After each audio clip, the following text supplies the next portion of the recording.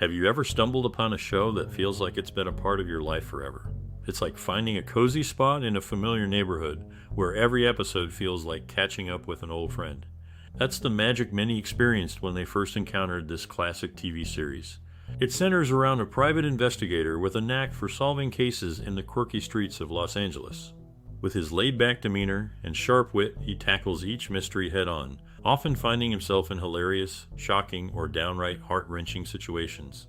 Whether you first encountered it during a lazy afternoon channel surf, or it's a cherished memory etched in your mind, there's something special about this show that keeps drawing audiences back for more. As you delve deeper into its world, you'll uncover a range of funny, shocking, and sometimes poignant moments that leave a lasting impression. So, keep watching, and you might just stumble upon some hidden gems of your own. We'd love to hear your most treasured memories or personal experiences with it. Share your stories and reflections in the comments below. Your voice adds to the rich nostalgia surrounding this beloved series. Keep those memories alive and keep watching for more surprises along the way. After all, with this show, there's always something new to discover. The Rockford Files premiered in 1974. It follows the life of Jim Rockford, a private investigator with a knack for getting into trouble. Set in Los Angeles, the show features Rockford navigating through various cases while dealing with his unique blend of charm and wit. Alongside him is his father, Rocky, who offers both advice and comedic relief. Rockford's friend and former cellmate, Angel, often lands him in tricky situations. Despite their differences, Angel provides occasional assistance to Rockford's cases. Another recurring character is Sergeant Dennis Becker, a police officer who frequently crosses paths with Rockford during his investigations. The show is renowned for its engaging mysteries, memorable characters, and the charismatic performance of James Garner as Jim Rockford. Throughout its run, the Rockford Files garnered critical acclaim and several awards, solidifying its place in television history. In an early first-season episode, when Jim calls the police station and asks for Dennis, he refers to him as Lieutenant Becker. He was Sergeant Becker for the first 4 seasons, until Dennis was promoted to Lieutenant during Season 5. 3 cast members from Magnum P. I did guest spots on this show. An unconnected episode of Magnum P. I features a discussion of an episode of this show, sometime after the last original broadcast of the series had taken place. When the show was being developed, Robert Blake was considered for the lead. He was cast instead in Beretta, also created by Stephen J. Cannell. In the realm of television, connections often weave unexpected threads between shows and movies, creating a rich tapestry of shared history and influence. For instance, a familiar tune from a beloved series might find its way into the background of another show, surprising viewers with a sense of nostalgia. One such example is a nod to a classic television series within the first season of another renowned show. In an episode set in a retirement home, residents tune into the television, where they catch the distinctive theme music from a well-loved series of yesteryears. The connection is subtle yet delightful, offering a glimpse into the interconnected world of television. Moreover, actors sometimes find themselves linked across multiple projects, forming unique bonds that span decades. Take, for instance, the story of an actor who made history by co-starring with a celebrated actress in not 1, not 2, but 3 memorable movies. Their collaboration stands as a testament to the enduring power of on-screen chemistry and talent. In each episode, keen-eyed viewers might catch glimpses of subtle details that hint at connections beyond the surface. Whether it's a frame shot through store shelves or a carefully placed object in the background, these elements add depth to the viewing experience, inviting audiences to explore the hidden layers of their favorite shows. These connections, whether through shared themes, actors, or creative influences, contribute to the rich tapestry of television history.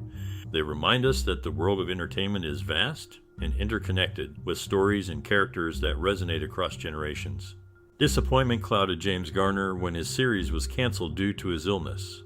He followed his doctor's advice and didn't protest NBC's decision during his recovery from knee surgery. Garner, a Korean War veteran, earned 2 Purple Hearts, one for shrapnel wounds and another for a friendly fire incident. Gretchen Corbett remains the lone surviving original cast member as of December 2022. In the mid-70s, a certain series placed demands not just on the actor's skills, but also on their physical resilience. The lead actor immersed himself in nearly every scene, often performing his own stunts. Unfortunately, this dedication took a toll, resulting in a back injury and aggravated knee issues from his National Guard days. The relentless action scenes eventually led to his 1979 hospitalization due to a bleeding ulcer. The series introduced a new character in a TV movie initially intended as a pilot. Although the pilot didn't fully succeed, the network saw potential in the character. In 1978, the character resurfaced in the show, seizing its time slot. However, the subsequent spin-off only lasted for 5 episodes and didn't make the cut for the following season.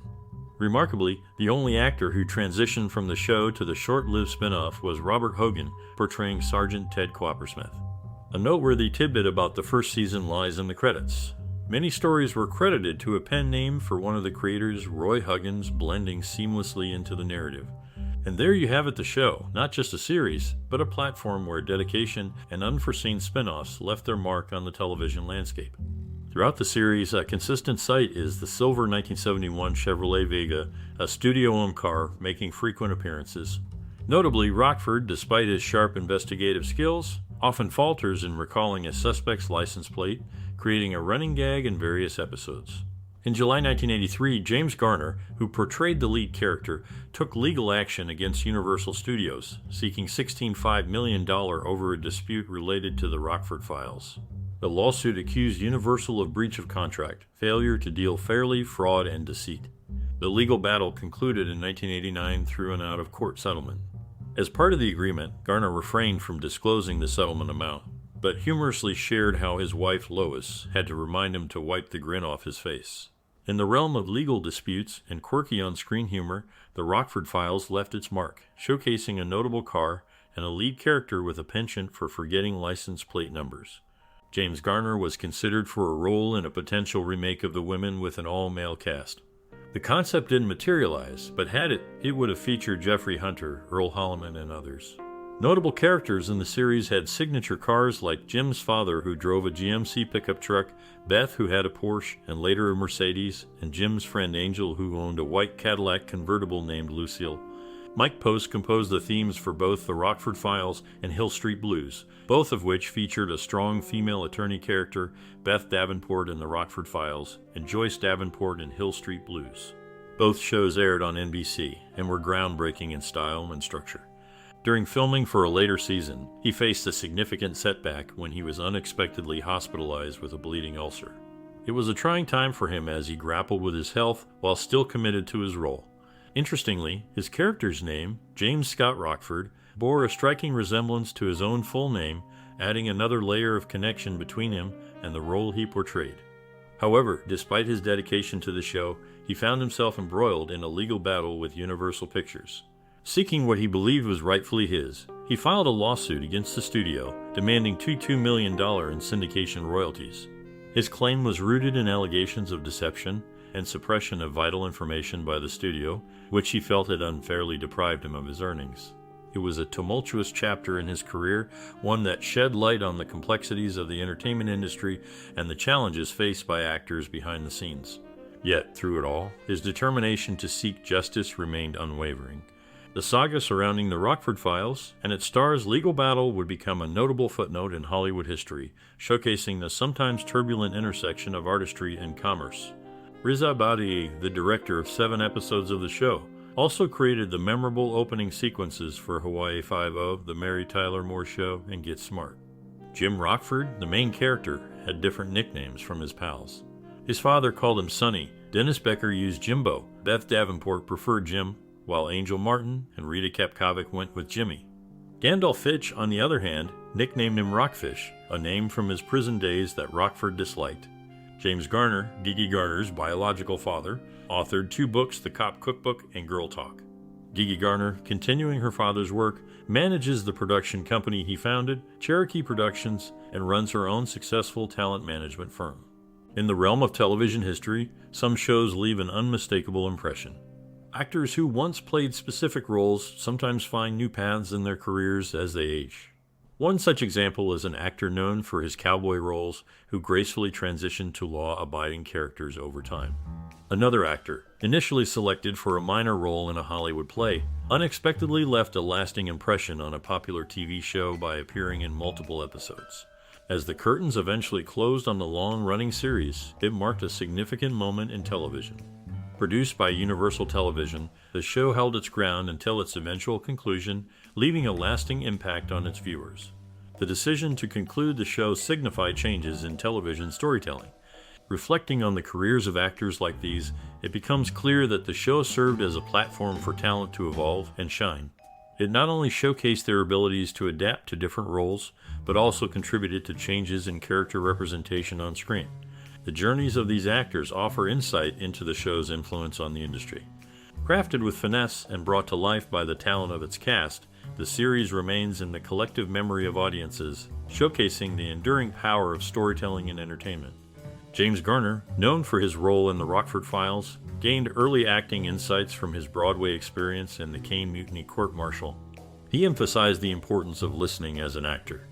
Following Joe Santos' passing in 2016, Gretchen, Corbett, and Stuart Margolin remain as the series' sole surviving major cast members. Garner relished collaborating with familiar faces such as Louis Gossett Jr., whom he previously worked with in the film Skin Game. James Garner secured the lead role over Robert Blake in a famous TV series. Starting from the mid-'80s, the theme song of the show became linked with the entrance of the English football club Tranmere Rovers. Even though Garner's character had a strong connection with his on-screen father, his relationship with his own parents in his early years was distant. The Rockford Files showcases Garner's acting skills and its lasting impact on popular culture. In most episodes, he gets involved with a co-star character, often an old flame from his past or his attorney, Beth Davenport, who is established as an ex. The women he encounters are typically at least 15 years younger than him. When he pretends to be someone else for information, his phony name is almost always Jim Taggart. For cons, he prefers using his other alias, Jimmy Joe Meeker. Angel's brother-in-law, Aaron Keel, served as the publisher of the newspaper where Angel worked. Later, Aaron ascended to become the Deputy Police Commissioner of Los Angeles, California. Throughout the series, harmonica is played by Tommy Morgan. Simon Oakland, known for his tough yet compassionate roles, appeared as a journalist in I Want to Live, before taking on roles in Psycho, West Side Story, and Kolchak the Night Stalker. His career was marked by tough guy roles, often portraying characters on the right side of the law or in positions of authority. Despite accepting roles below his acting ability, he was highly respected by his peers. Oakland passed away from cancer one day after his 68th birthday. Early in the series, Rockford's trailer moved twice.